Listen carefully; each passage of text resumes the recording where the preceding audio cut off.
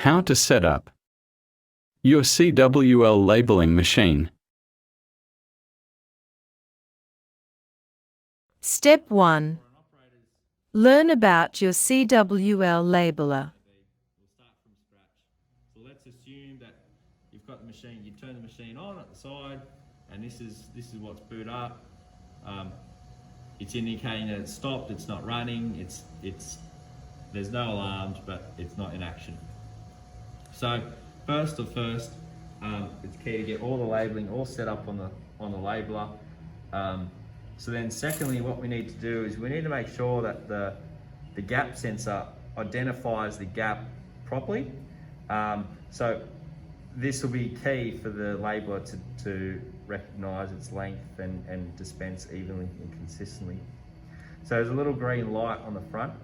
That indicates that there's an output to the PLC to say that it sees a label, no gap.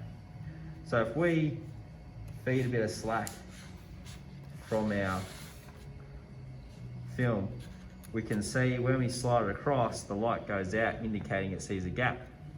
Now it's key when you slide a label across that you only see this go dark when there's a gap.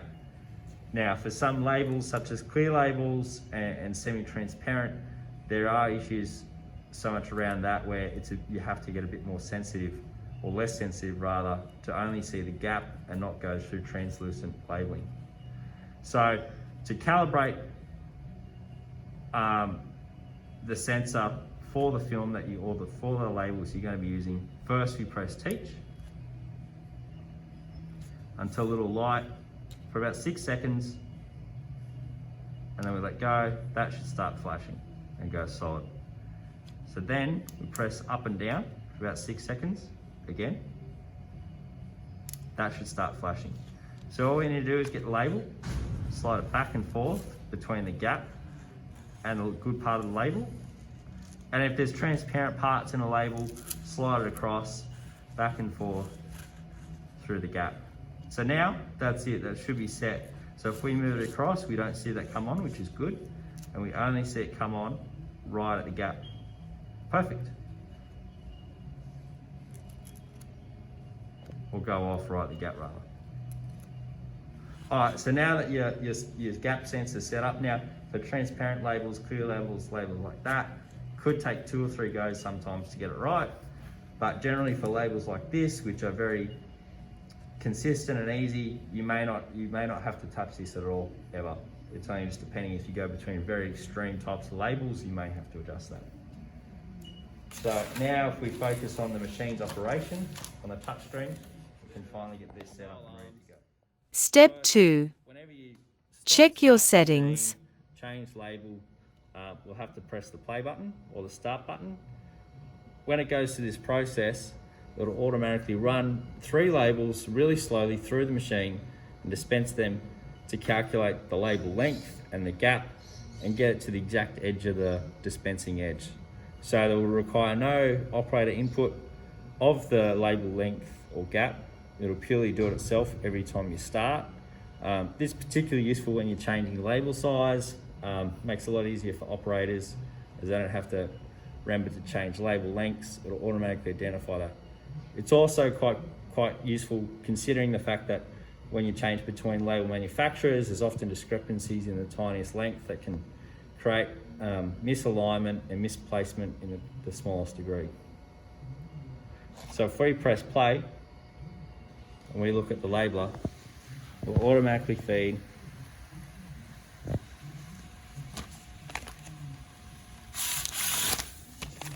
three labels and then get it to the edge. So now that's done. It's ready to start. And now on the screen it says run in automatic mode. There's no alarms. It's essentially ready for operation. So whatever your trigger may be, say for instance it's your sensor on the side of the conveyor, that triggers the index on your box. All that'll happen now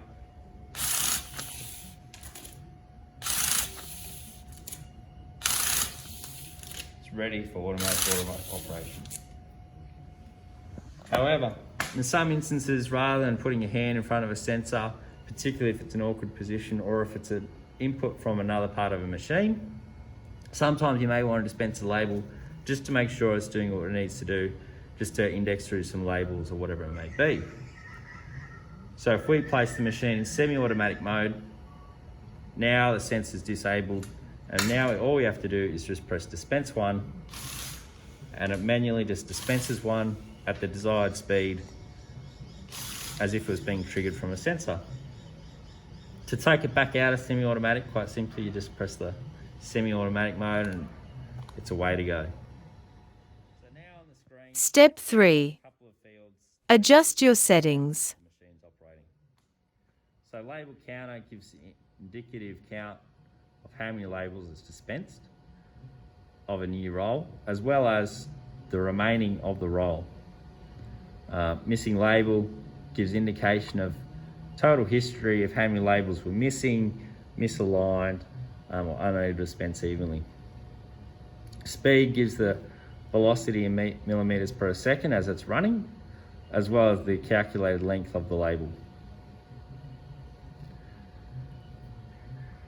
Now, if we ever need to change whatever format needs to run, from an operator's perspective, we take it out of automatic, go to the clipboard, and whatever pre-formatted formats there are in the system, all we do is select the format we want, select that, and you just press play, and away it'll go.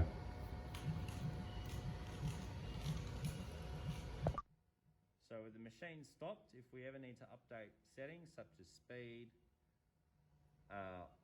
trigger delay, anything like that, we need to first put it in stop mode. We go to the key, we sign in. Login details will be provided to you by your Borman representative. We go to settings. Now, if passwords ever need to be updated, that can quite simply be done in this field here. We go to change user password. You enter in the password that you just used to sign in, which is the old password. And then you enter in the new password twice, just to verify that you've got the password you desire replaced. And all you do is press OK, and it'll be updated. Now, if we ever need to change some particular machine parameters, we can go to change machine parameters. Firstly, we have all the three sensors that are utilized on the machine for its operation. If they're ever changed in the future, if it's dark on or light on, simply it can be changed by pressing leading edge or falling edge for dark on and light on respectively. And all that can be done is change from here. Now there's a parameter called machine edge compensation. Now that's the actual length between the gap sensor, middle of the gap sensor, and the dispensing edge. Now this is preset from factory. However, if this is ever lengthened or adjusted its angle or a different head is applied, this could be updated. So the simplest way to do it is to get a pencil and mark the exact center on the film, and then the edge here, pull it through until it's somewhere where you can get a ruler and measure it and enter those values. The machine acceleration, deceleration values are fixed parameters of the speed in which it accelerates up to its set point speed, as well as the deceleration is how quickly it ramps down. These are factory set, however, a Borman representative may advise you to increase these or decrease these depending on a different setup of the machine.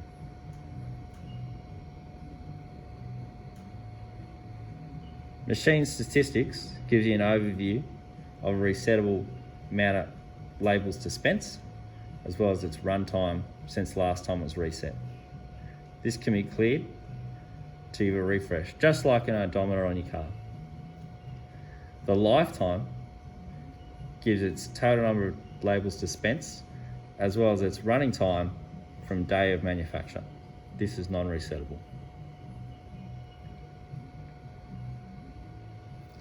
Machine diagnostics gives indication of the inputs and outputs on the PLC for diagnostic indication. So here we can see physical indication of the three sensors we use for its operation, meaning they're all on because they're lit. as well as the 3 outputs that use for the stack light on top. So you can see that it's neither in automatic mode, it's not in rewind, and it's not in error. Other indications here is the stepper motor or the drive motor's voltage and current. This could particularly be useful during diagnostics, indication of jammed or misaligned heads. For an operations perspective, from time to time, it'll be required that there'll be different formats entered and set up in the system, such as offsets of from trigger delays and speeds and so on.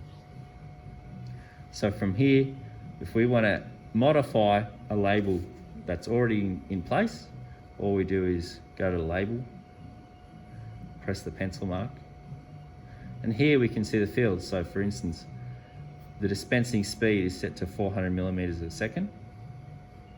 How many labels are on a full roll? 3,200 for instance. This can be obviously edited, whatever it may be from the manufacturer of the roll. The dispensing edge is set to 0. However, this, if you increase or decrease, offsets the position of where the label sits on the edge of the machine. So if you want your label to overhang 10 millimeters from the edge, you add 10, you just enter the value 10. And OK. The label dispensing delay is time in milliseconds between when there's a trigger and when it actually starts its labeling process. Particularly useful if your label sensor is further upstream on the conveyor before the labeler. This can be modified at any time. As soon as the values are entered, it's automatically saved into the operating system of the machine. If a new setup or format wish to be entered, we select a new row, we go to the pencil, we can give it an ID,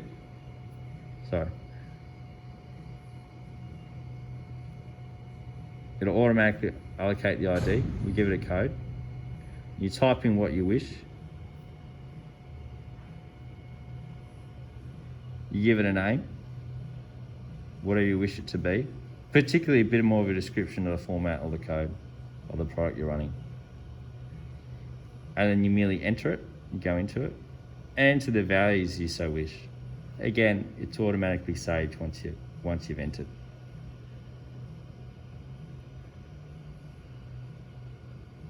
Manual mode is operational modes purely for a service perspective. This will be used by technicians and electricians and fitters, if required and advised from Borman representatives.